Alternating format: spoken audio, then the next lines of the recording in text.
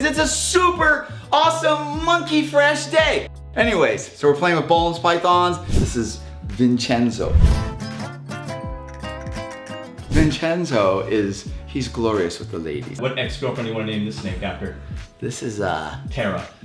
Damn. Could you? That's very not nice. We're gonna call this one Kim.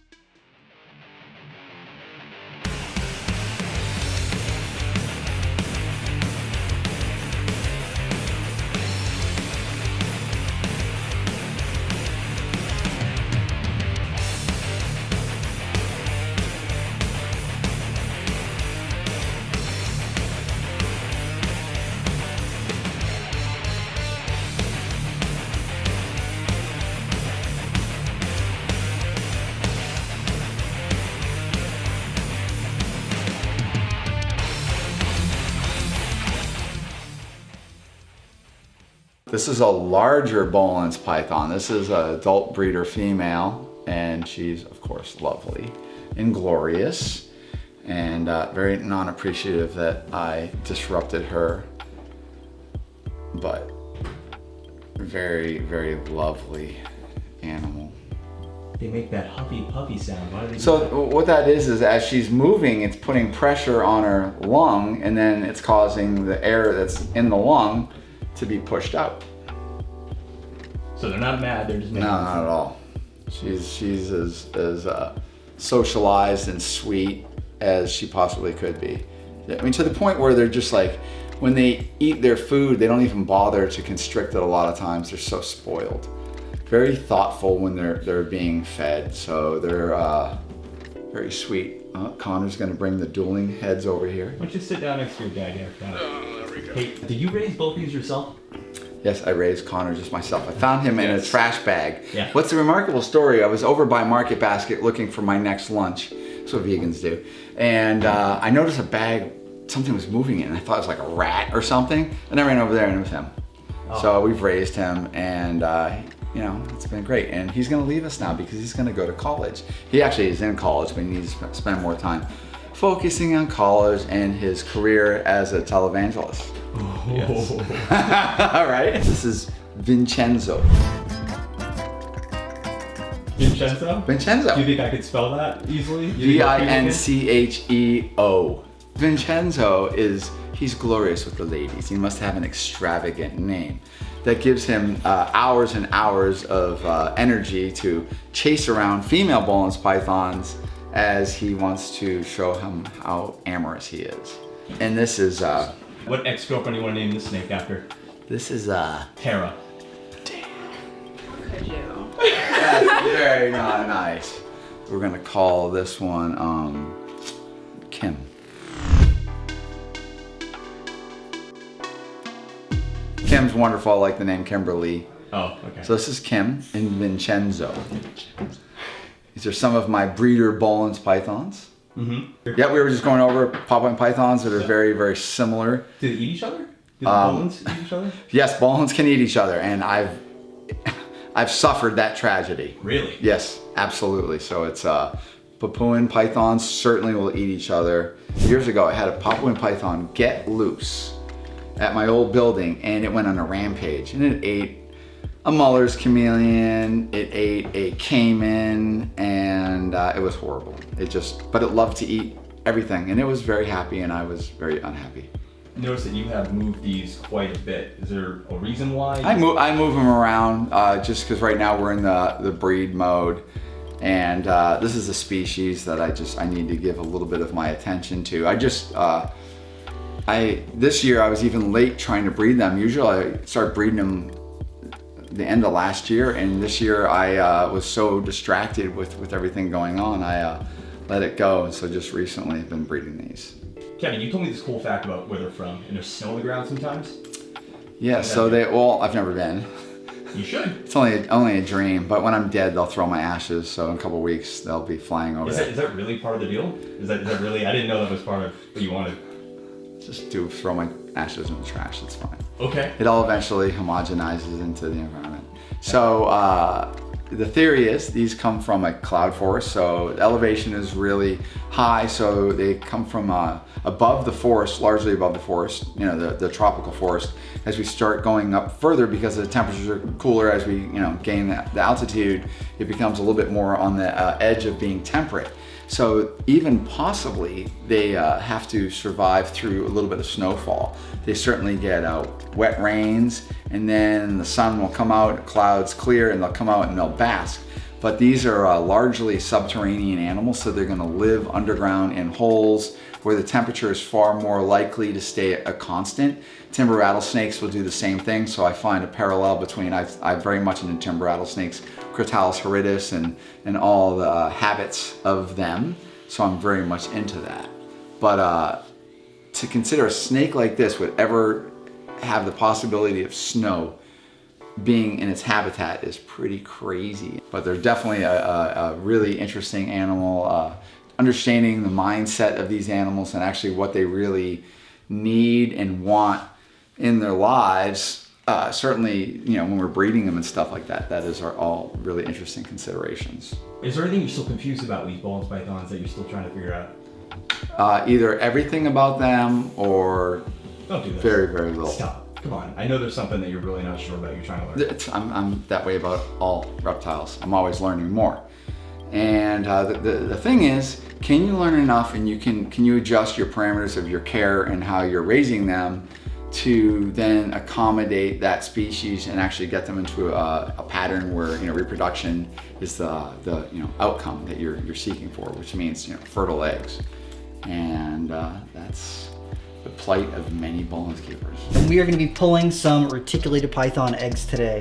So this girl right here is a phantom reticulated python, and she is het albino, and she was bred to a really crazy multiple gene albino male. So I'm really excited to see what eggs come out of this. She's already let a couple kind of pop off the side over here. It's awesome that she decided to lay them right between this pillar. Right on the divider, yeah, for real. Wait, maybe you should switch sides with me. You should go on this side, and I'll take the business end of the stick. Yeah, you take the business end of the snake, and I will stay on the other side. Hold on. Yeah, there you go. Perfect. Hey, we're in. I got my shield in front of me too. This is amazing. All right. So these couple eggs on the outside right here were ones that she didn't quite wrap fully. But you can see, we can tell which side was up. They got flat on the bottom right here, so these are perfectly fine. I'm just gonna stick them right in our egg box. So that's 2 and 3. So let's see if we can get her up off of these eggs without her really freaking out, because we don't want to traumatize her, because the females, you know, these are their babies, these are the next generation for them, so they can be very, you know, apprehensive about coming off of these eggs. Oh. Okay. You're okay. It's been pretty chill in my opinion. Well, I try and be super gentle with them. I mean, you know, not all, she's still defensive, but I'm just trying to be super gentle, make sure that we're not going over the top to really traumatize her, because, you know, this is a stressful thing for them. They don't want to leave these eggs. In the wild, they would sit on these eggs for the full 3 months of incubation, where they're not going to come off of these eggs. They're going to sit right with them. They're going to defend them from other animals. So in the wild, they would stick. They would defend these to the death. So we try not to make this traumatizing. We're just going to be super gentle with her, and then see if we can get these eggs out, because we do want to monitor the temperature, oh boy, and humidity on these eggs throughout the incubation process. There's another 3 right here. Just because I know people are gonna ask, so what's up with their lip right there? Is that a little rub? Yeah, a little bit of rub, just because she is, during the breeding season, sometimes they'll push for the males and females to get close to one another. They'll push on the edges of the enclosure, trying to get at one another. And then after the breeding season, that usually goes right away. Okay, let's see if we can get this big stack out right here. One shot. There you go. One shot. Look at that. Boom. Tilt it forward. Oh, no. There you go. Oh, no. You got it. There we go. Huh. So, looks like a really good clutch of eggs right here. There's no slugs, no infertiles. Really, really good eggs right here. Super proud of her. She did a really great job. And it's about another 3 months before these are going to start to hatch out. So today's March 1st. So that's March, April, May, June 1st. we're looking at potentially having some baby retics hatching out from. This will be like albino.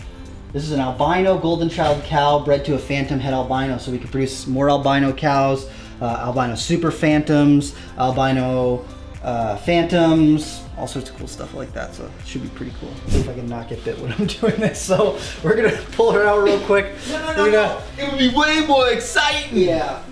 If she like acted like that's a trained actress snake, and then she's gonna like pseudo try to bite you, but not really bite you because she's so sweet and she's so smart. If you really want to see a biting action snake, this pied female is a little upset. I'm actually gonna use a hook here. So I'm not gonna overhype this. We're just gonna be real gentle. Oh, just overhype it. Come on. No, I don't want to overhype it. Oh, let me make sure I get the shot that we had on Gianni last time. Okay. Perfect. Just in case it happens, you know? I just want to go on record and say that I'm not a professional. I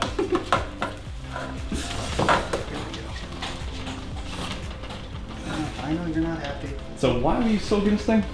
To get the scent of her eggs off of her, because the females will often not eat if they feel like they're still defending their eggs. So we try and be proactive, so we'll rinse off her body, give her a quick little bath, just to get the smell of those eggs off of her so that she'll go back to kind of eating and be on a regular schedule. So super gentle. We're gonna put her right in here. And we'll just cover it right up. And we'll check back on her in a little bit. Hey guys, it's time to let me out of this cage!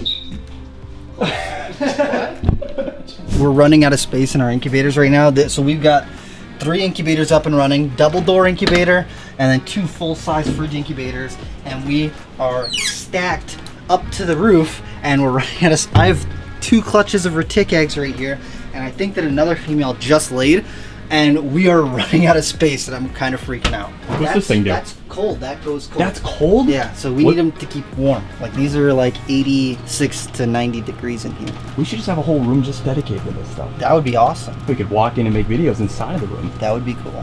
All right, so what do we do? We gotta find Kevin. We gotta see if, because I don't know what we're gonna do, but like literally those eggs they've been out for a day, so we need to find an incubator for them. What could happen if we don't get an incubator for them? I mean, potentially they could die. I would rather, if I had realized that we were out of incubator space, I would have just left them with the females. But Kevin! Kevin! Kevin! Dad? Kevin! Kevin! Kevin!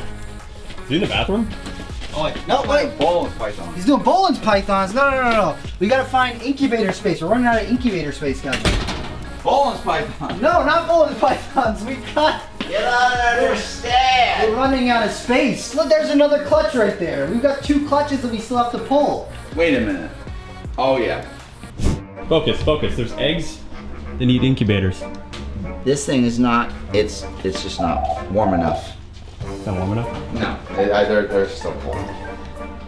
Well, That didn't go well. I don't know where we're gonna put those eggs down. That's great. And then look at this. We got another. There's another clutch of eggs right here. When we ran out of room last year, we just let them cook in there. Oh, we did. So what's happening is she has her protective relationship with these eggs. It's largely, it's chemical. So the smell of the eggs. So a couple things I noticed before they began to hatch.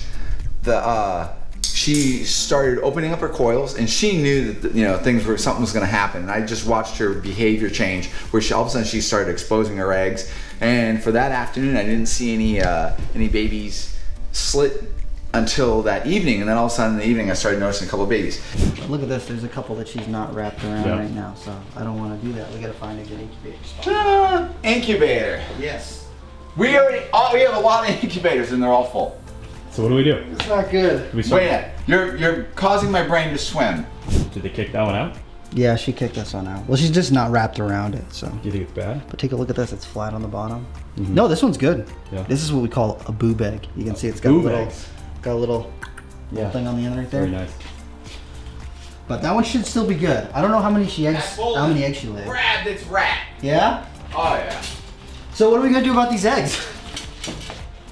We need an incubator. I was convinced if I ignore you, No, we need. you'll figure it out. I actually do have one scientific incubator You have a backup? heirloom in my house. Okay. An heirloom? It's an heirloom incubator. It's a scientific incubator that's ridiculously accurate and super over insulated. Ooh, we're in Kevin's mansion right now. Yeah. All right, so gonna take these eggs. We got our backup incubator right here. Let's talk about that. There's not actually venomous snakes in here. So Kevin used to run his whole year, everything, all of Nerd out of this incubator right here, which is pretty wild. It's like a state-of-the-art incubator. It's got all these controls and fancy stuff up top and switches and fans and all this sort of stuff, a temperature gauge right there. So it's wild to think that everything that came out of Nerd used to come out of this incubator right here. So I'll take this. It looks pretty crazy compared to the other ones we have that are like junk machines. Refrigerators, yeah. Okay. They were easier to move upstairs. So can this one ended up down here. You can see it's got a fan up at the top. It's got all these heat elements in the back, and I'm sure that in no time that this thing is going to be all the way filled up. We're still getting ball python clutches. Hopefully you're all subscribed to our YouTube channel. Hit subscribe, like, make your commentary. And also follow Evil Morph God on Instagram, as well as New England Reptile on Instagram. And of course, join our Twitch audience. If you are not a USARK member and you don't understand what's going on, please check out usark.org and become part of our community.